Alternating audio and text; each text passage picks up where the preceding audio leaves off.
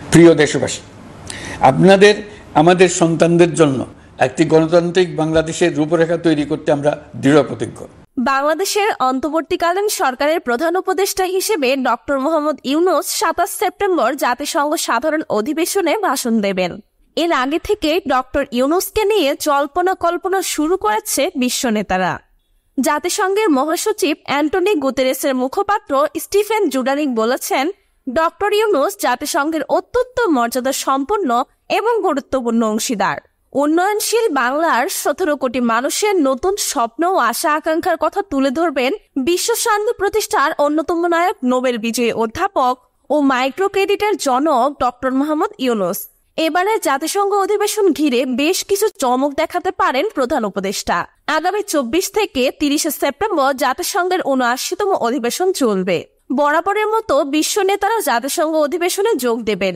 বাংলাদেশ সরকারের প্রধান উপদেষ্টা হিসেবে ডক্টর ইউনূস আগামী ২৭ সেপ্টেম্বর সেই অধিবেশনে বক্তব্য দেবেন।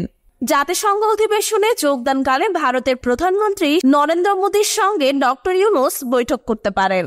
ডক্টর ইউনূস অবশ্য জানিয়েছেন তিনি নরেন্দ্র মোদীর সঙ্গে বৈঠক করতে চান। এদিকে পাকিস্তানের পক্ষ থেকে আগ্রহ জানানো হয়েছে অধিবেশনের সাইডলাইনে পাকিস্তানের প্রধানমন্ত্রী শেহবাজ শরীফের সঙ্গে যেন ডক্টর মোহাম্মদ ইউনূসের একান্ত বৈঠক অনুষ্ঠিত হয়। দক্ষিণ এশিয়ার দুটি প্রভাবশালী ও প্রতিদ্বন্দ্বিতা দেশের শীর্ষ নেতাদের সঙ্গে বৈঠকের মাধ্যমে চমক দিতে পারেন ডক্টর মোহাম্মদ ইউনূস। দেশ দুটির সঙ্গে বৈঠক নিয়ে আলোচনা চলছে, তবে এখন পর্যন্ত চূড়ান্ত হয়নি।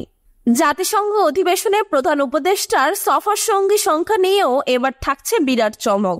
এর আগে ফ্যাসিস্ট হাসিনা সরকারের সময় কোনো বছর জাতিসংঘ অধিবেশনে যোগদানকালে সফর সঙ্গী ২ শতাধিক হতে দেখা গেছে।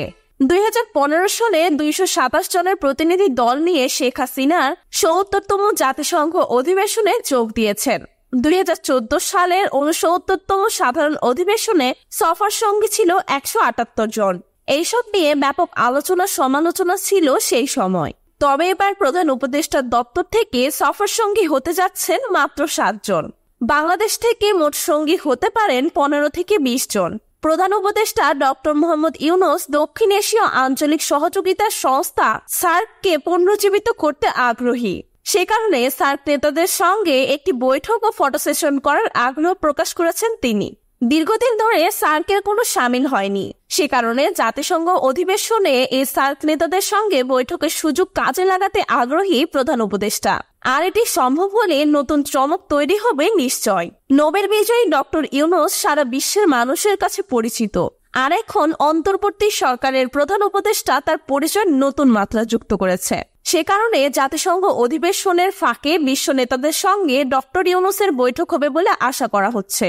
এ নিয়ে জাতিসংঘের সাধারণ স্থায়ী মিশন ও পররাষ্ট্র মন্ত্রণালয়ের কাজ অব্যাহত রেখেছে।